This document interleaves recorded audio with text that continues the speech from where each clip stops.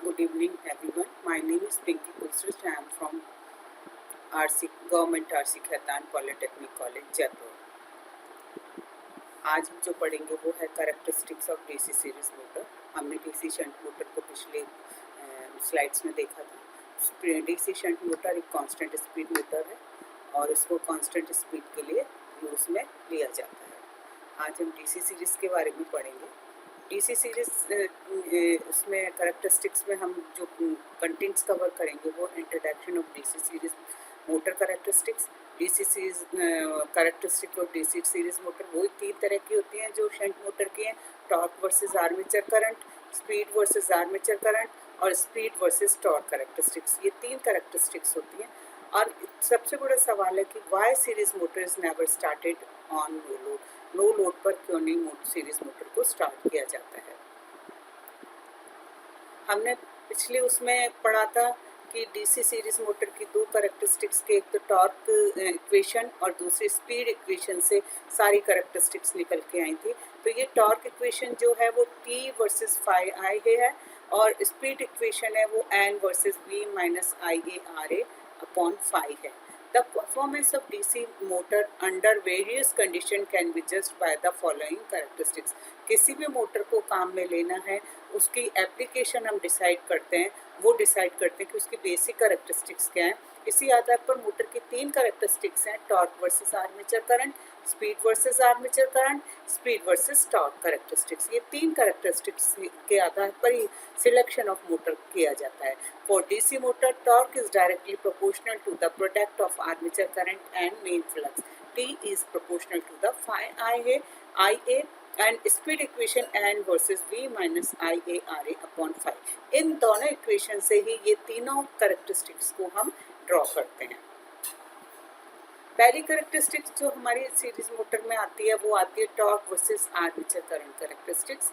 In the case of series motor, the series field winding is carrying the entire armature current. Series जो motor होती है उसमें जो coil winding होती है, फील्ड वाइंडिंग होती है, वो आर्मेचर के सीरीज में होती है। तो ये जो सीरीज में होने के कारण जो इसका जो करंट है, in the case of series the series field winding is carrying the entire armature current है, वो पूरा की पूरा इसको मैग्नेटाइज सीरीज फील्ड वाइंडिंग को मैग्नेटाइज करने के लिए स्टार्टिंग में काम आ जाता है। So flux produced is proportional to the armature current. अब जो मैग्नेटाइजेशन है वो फ्लक्स से होता है, तो phi is proportional to the I A. तो T A is proportional to the phi I A proportional to the I A square. तो ये जो आई ए स्क्वायर फाई जब मैग्नेटाइज हो रही है तो फाई आई ए के होगा और हमारा जो टी ए है वो proportional to the I A square हो जाता है। तो ये टी जो आई ए स्क्वायर ये पैराबोलिक कैरेक्टरिस्टिक्स को दिखाता है। The torque in the case of series motor is proportional to the square of the armature current.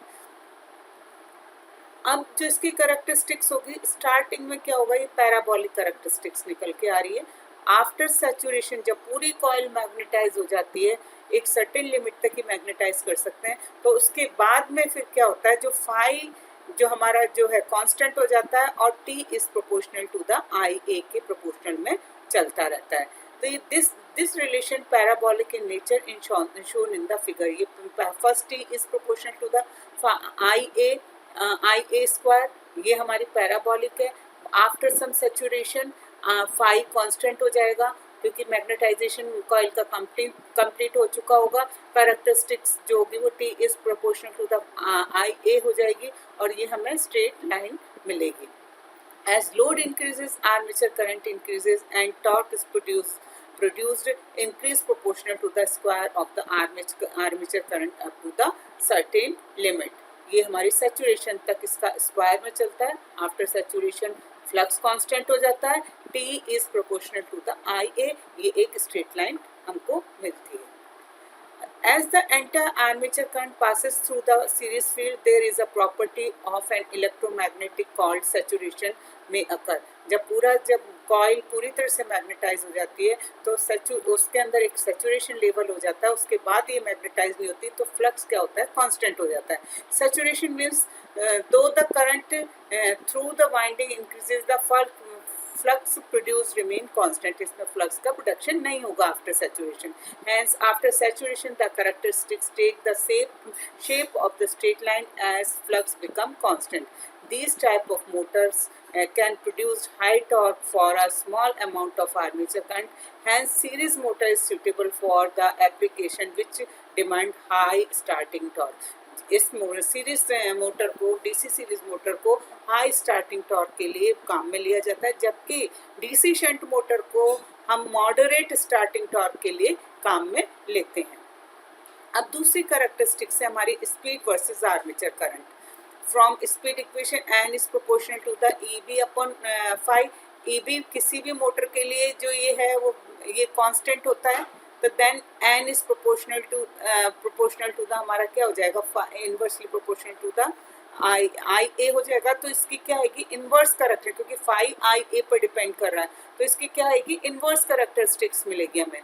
Now the value of R A and R A C so small that the effect of change in I A speed